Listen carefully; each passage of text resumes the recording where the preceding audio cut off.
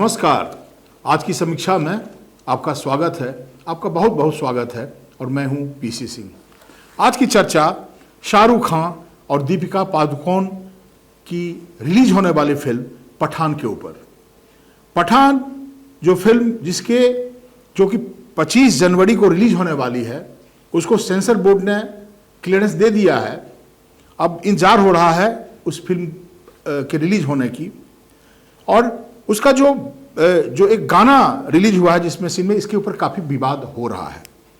और सबसे पहले उसमें यह कहा जा रहा है, मध्य प्रदेश के एक गृह मंत्री नरोत्तम मिश्रा ने आपत्ति जताई और उनका कहना कि दीपिका पादुकोण ने जो बेशरम रंग जो फिल्म का गाना है वो जो रिलीज किया गया है, लोग उसको देख करके काफी व्यूज आ रहे हैं। उसमें जो उसने उस फिल्म के अवसर पे, उस गाने के अवसर पर जो उसने ड्रेस पहन रखा है, जो कपड़े पहन रखे हैं, वो भगवा रंग का है। वो सही भी बात है, देखने से तो लगता है कि कलर रंग तो वही है।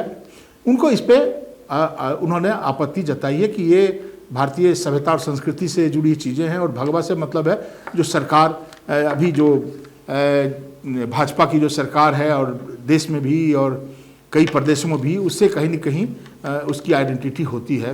तो वो उस पर उन्होंने कड़ी आपत्ति जताई है। और ये फिर उन्होंने यहाँ तक कहा कि अगर ये बदले नहीं गए तो मध्य प्रदेश में इस फिल्म को नहीं चलने दिया जाएगा।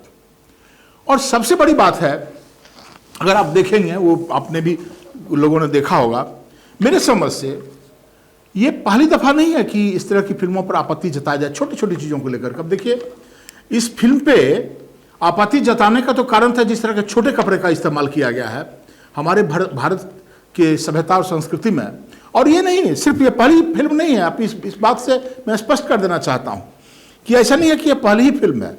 कई फिल्में में आजकल का जो ट्रेंड चल रहा है, ये छोटे कपड़े व्यू लेने के लिए, और लोग, आज का जो जनरेशन बदला है, लोग भी इसको बच्चे जो इसको देखते हैं, अब नए जमाने के बच्चे इसको पसंद कर रहे हैं।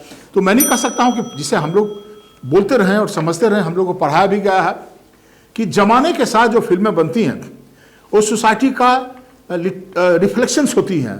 नोवेल हो, लिटरेचर हो या कोई फिल्म हो, ये बेसिकली देश में और समाज में क्या हो रहा है उसी का कहीं कहीं आईना है।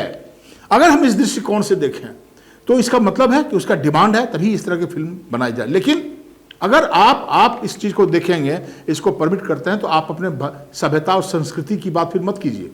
क्योंकि आप जब हमारे यहाँ इस तरह का चलन है, इतने छोटे कपड़े, उस पर जो आप देखेंगे, लेकिन सबसे जो मतलब महत्वपूर्ण बात है, ये छोटे कपड़े पर एतराज नहीं है, एतराज है रंग के ऊपर में। अब ये समझ में बात नहीं आ रही। आप एकदम ओपन होकर के सोचिए कि जो तब तो कोई फिल्म बनाए या कोई और पेंटिंग करे तो किन किन चीजों को सोच करके करे, कौन सा कलर का इस्तेमाल करे। आप उसके फ्रीडम पे प्रश्न चिन्ह लगा रहे हैं। आप फ्रीडम पे प्रश्न लगाइए, कुछ यार्डस्टिक तय हो, लेकिन फिर वो काफी जो उसका जो क्रिएटिविटी है उसके ऊपर अंकुश लग जाएगा। तो ये मैं आर्ट के पॉइंट ऑफ व्यू से कह रहा हूं। और मैंने भारतीय सभ्यता और संस्कृति के बारे में जो बताया कि मध्य प्रदेश के ही जो विपक्ष के नेता हैं गोविंद सिंह, उन्होंने कहा है कि भाई अगर रंग पे एतराज था तो फिल्म तो रिलीज होने वाली है 25 जनवरी को और सेंसर बोर्ड ने इसको पास कर दिया है। अगर सेंसर बोर्ड ने बिना देखे तो पास किया नहीं होगा, उन लोगों ने भी देखा होगा उस गाने को। तो इसका क्या मतलब है कि आप सेंसर बोर्ड, वहीं की सरकार है उसी पार्टी की, और वहां पे सेंसर बोर्ड इसको पास कर रही है और इस पर फिर एतराज जताया जा रहा है। तो ये सवाल बहुत ही महत्वपूर्ण सवाल है कि आखिर क्या इन्होंने तो और भी आपत्ति जताया कि जानबूझ के ऐसा किया जा रहा है कि एक मुद्दा मिले और लोग इस पे हल्ला गुल्ला करें। तो इन सारे मुद्दों पर, जबकि ऐसा नहीं है कि पठान पहली फिल्म है जिस पर इस तरह का विवाद हो रहा। इसके पहले आपको याद होगा ब्रह्मास्त्र पर कितना बहस हुआ था, कितना विवाद हुआ था, लेकिन ब्रह्मास्त्र की पॉपुलैरिटी इतनी बनी, वो इतनी दिनों तक फिल्म चली। उसके बाद फिर कश्मीर फाइल का मुद्दा आया, कश्मीर फाइल भी रहा विवादों में। और खास करके जो इजराइल का जो यहाँ पे उस फिल्म फेस्टिवल में आए थे रिप्रेजेंटेटिव ये पार्टिसिपेट करने के लिए, उन्होंने जब आपत्ति जताई तो इसके विरोध में इजराइल के जो इंडिया में डिप्लोमेट थे उन्होंने भी कहा नहीं, ये गलत बात है। लेकिन बाद में पूरा का पूरा बोर्ड जो जूरी में जो बैठे हुए थे सब लोगों ने कहा नहीं, उनका कहना बिल्कुल सही है। तो कश्मीर फाइल भी रहा विवाद में। उसके पहले पद्मा पे तो कितना आंदोलन चला, जो फिल्म जो पद्मावती था उसको बदल के पद्मावत किया गया।